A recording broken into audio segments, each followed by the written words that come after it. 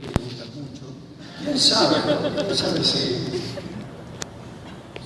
no convendría pensar en que la preferencia es un prejuicio gris?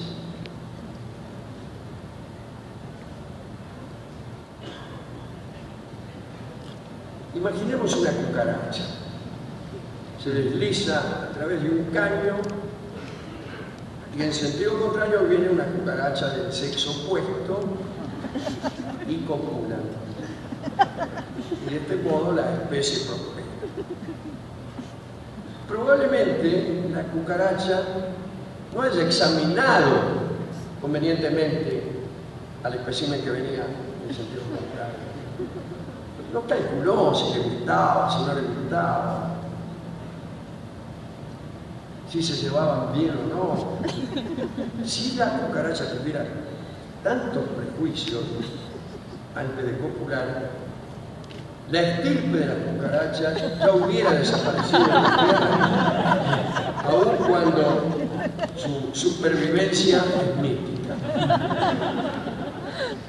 Quiere decir que en algún momento, si uno aspira a supervivir, debería dejar de preferir. Debería dejar de preferir. ¿Qué le gusta más? ¿De crema? Pero además yo he descubierto que la mayoría de las preferencias son construidas por personas que un día descubren que no son nadie y tratan desesperadamente, urgentemente, de abandonar esa identidad para pasar a la opuesta, que es alguien, solamente acaparando o juntando preferencias que son construidas. Entonces el tipo dice, desde ahora voy a decir que no soporto el invierno, o mejor, el verano, ya que es obvio que casi todo el mundo no soporta el invierno. En cambio, si yo digo que no soporto el verano, me voy a convertir en una persona interesante. Entonces, así, sino que la cosa es, a mí deme el invierno porque el verano es... Ante el éxito, esa preferencia que casi lo perfila, dice, me convendría tener dos o tres más. Empieza a ir, claro, respira el mar, por sobre la montaña, y así. Sin embargo, lo que a veces resulta interesante es darse cuenta de que en realidad en la mayoría de estas disyuntivas uno preferiría suspender el juicio, como dirían los taoístas o como diría Roland Barthes. Suspender el juicio no por tibieza ni por nada, sino por desdén. O sea, la respuesta adecuada a la pregunta ¿qué prefiere usted, el mar o la montaña? Es me importa un y ahí están los autores de teatro, por ahí, o los guionistas de cine, que por ahí tratan de interesarnos en un conflicto que no nos importa. Y a veces lo consiguen. Por ejemplo, hacemos una película sobre un beisbolista que debe alcanzar los 400 honrones. ¿Lo alcanzará o no lo alcanzará? En eso consiste la película. Si a mí me la cuentan así, yo digo, me importa un bledo. Sin embargo, estoy 1 hora y media. Ya que al cine, claro, no voy a ir. Mirando a ver si alcanza o no alcanza, alcanza o no alcanza. ¿Qué más da? ¿A quién le puede importar?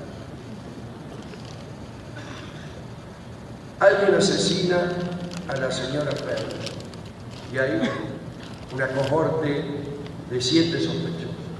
¿Quién será? ¿El vecino, el mayordomo, el marido, el amante, la sirvienta? ¿Qué me importa? Entonces es cuando el escritor de guiones, de obras de teatro, debe pensar en algo que sí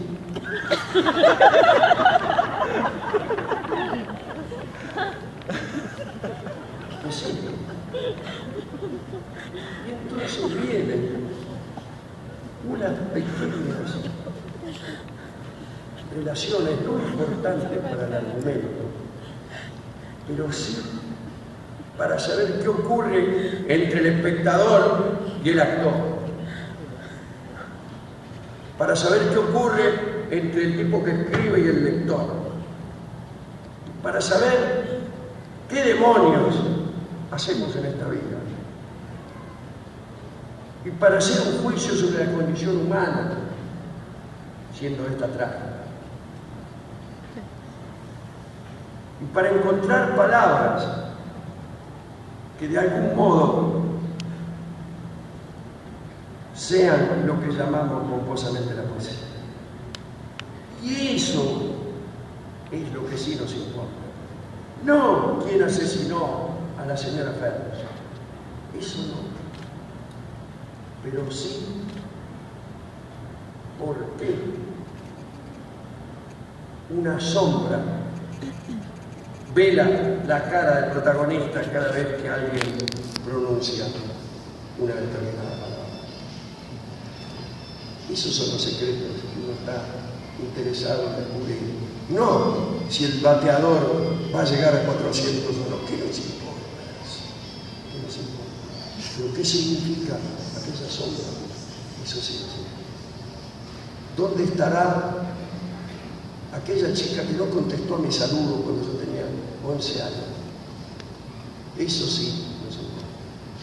Y cuando alguien, del modo que sea, nunca diciéndomelo directamente, sino a veces tocando una melodía, me lo pregunta, yo siento que eso sí me quiero saber. Quiero decir que tal vez debemos renunciar a las preferencias, pero a esas preferencias, a las preferencias construidas, falsas, a nada. Las otras preferencias. Prefiero a aquella chica que no contestó mi saludo a los 11 años que una tostadora. Esa quizá hay que seguir teniendo.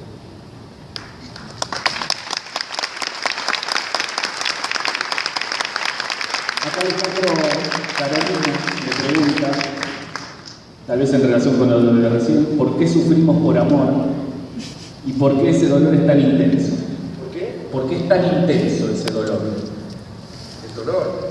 El del sufrimiento del amor. ¿Sufrimos por amor? Sí, claro. Siempre el amor tan intenso. Sí. El precio, son los precios. El universo es inescrutable, no sé. Las cucarachas no.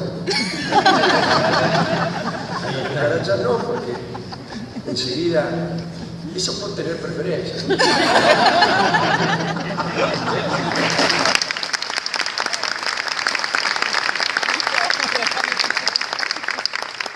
Bueno, aquí Silvia de Quilmes dice, mi hija de 15 años leyó Cartas Marcadas. En el capítulo 92, que está en otro idioma, está escrito En ruso. Ella quiere saber si dice algo en serio o qué dice. Dice algo. Dice algo. Está escrito por el ruso, por el novio ruso. Está escrito, habla de una pena de amor. Pero sí. Muy bien. Dolina, tengo 10 años, me llamo Victoria. Claro, uno siempre tiene la tentación cuando lee cosas en ruso de que no significa nada. Hay lingüistas que han dicho que, por ejemplo, que la escritura cuneiforme son firuletes de turco. Acá Victoria, que tiene 10 años, le pregunta, ¿qué dice sobre la magia? La magia, estoy a favor. ¿Prefiere la magia? Si prefiero, ¿Prefiere la magia? prefiero la magia. A cualquier cosa. Sí, sí, yo creo que nosotros usamos mal algunos trucos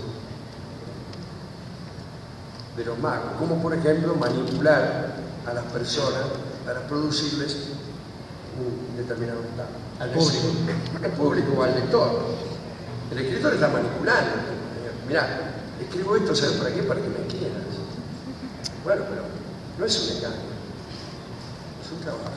De embargo, también consigue que nosotros creamos un tipo que es capaz de hacerlo creer a uno cualquier cosa, que una silla buena, bueno, empecemos por ahí, después ya hablaremos de la inmortalidad. Pero alguien que consiga que uno crea en este mundo tan gris, tan nublado. Esta es de las profesiones más nobles. Dolina, queremos saber si recuerdas la anécdota en el curso de obligaciones de la Facultad de Derecho, alguien que la ha escuchado alguna vez, Andrés Julianson, con su amigo el Gordo Fresa. El Gordo Fresa, sí, que como casi todos mis amigos, están ausentes. Están ausentes muchas personas que voy a nombrar. Quiero agradecer la ausencia, a pesar de todo mi equipo de producción.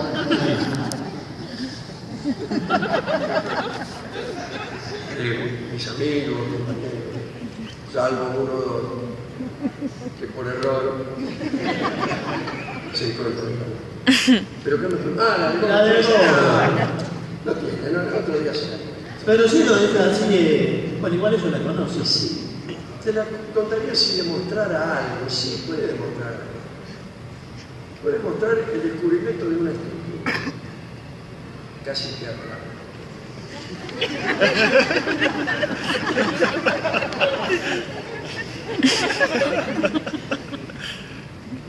Derecho Civil 2 se dicta en la Facultad de Derecho, la carrera de abogacía que yo he tenido el gusto de hacerme administrar.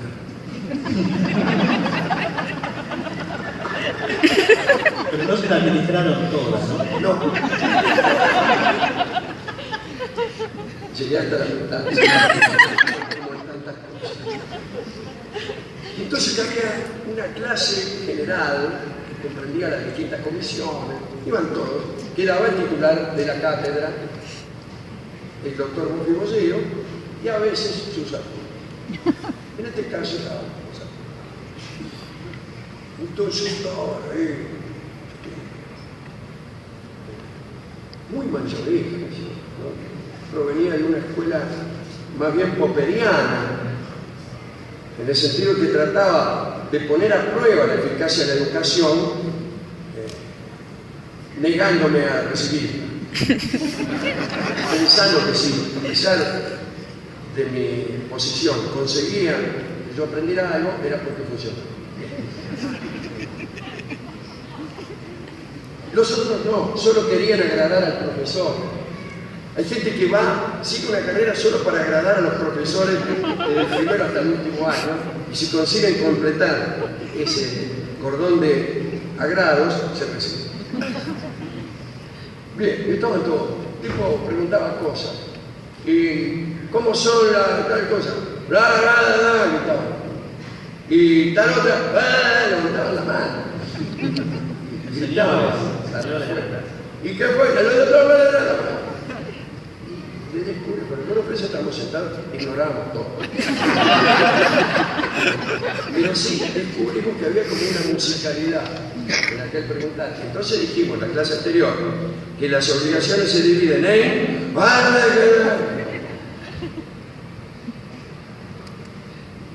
segunda clase de obligaciones. Entonces nos miramos. Resolvemos sin poner de acuerdo. Participar en ese misterio, como si lo supieran.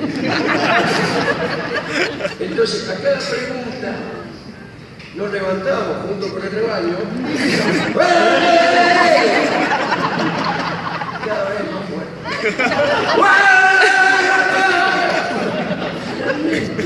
Nos levantamos en el pasillo médico de aula, gritamos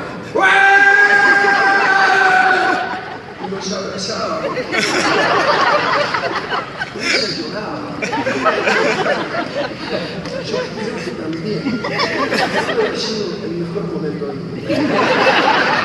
El mejor momento del mundo. Solo gritamos, ya que levantamos la mano, ni nada. Nos miramos así, y gritamos. ¿Sabe qué quería decir ese grito? A mí que diablo, pues.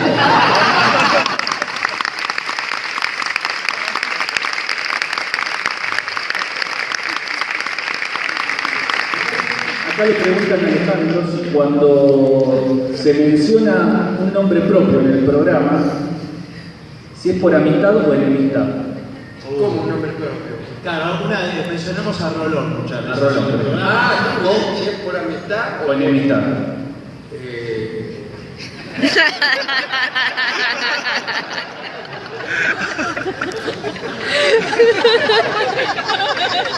Yo no debería contestar eso. ¿Quiere que le haga una lista de lo que mencionamos y me va diciendo? No, siempre por y siempre por amistad y a los que no son nuestros amigos no los mencionamos. Así que el que sea mencionado lea en esa mención un gesto amoroso.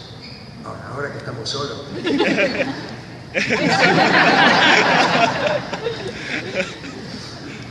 Bueno, a ver, pregunta suelta, así, señor Dolina, me llamo Flor, tengo 14 años, ¿es cierto que les ayudaba a los Lelutier a escribir sus guiones? No, ¿Si ustedes les ayudaban? No. No. Es cierto. apenas puedo hacer los mismos. No, no es cierto. ¿Vos no tenés más, Diego? Usted se quedó con los mejores. ¿Eh? Barton. Se quedó con los mejores mensajes Barton. ¿Estos son los mejores? A Sí. ver, yo tengo muchas dificultades para entender la Sí, letra. ya lo sé. Díselos a Tomás. Tomás. Sí. Tomás. Acá le dice, ¿en qué te inspiraste para escribir El Alquimista? Dice Matías.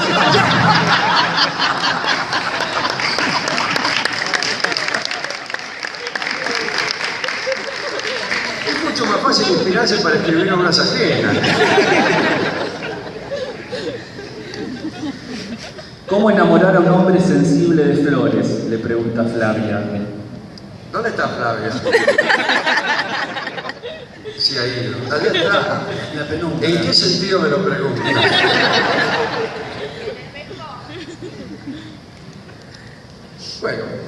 Bueno, dice, ¿podría en algún momento hablar sobre el Tíbet y su inspiración por los chinos, la mitología? Esto es más para el programa. Eso para el programa. ¿Usted quiere hablar del Tíbet ¿Qué se ahora? cree que usted me pone una moneda? Y bueno, Vamos a hablar del Tíbet.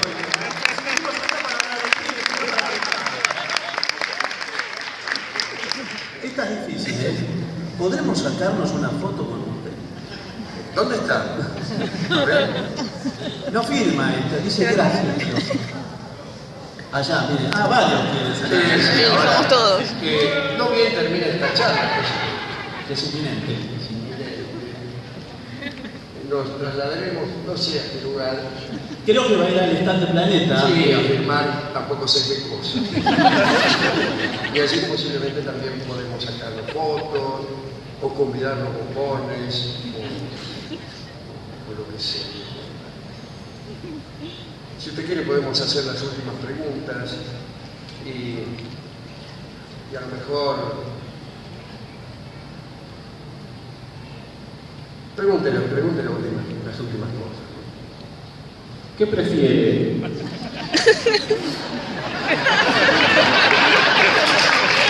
¿Que preguntemos o que no? ¿El determinismo o el libre albedrío? Es una linda pregunta para irse, ¿no? No después, sino antes. Pero nos iremos después.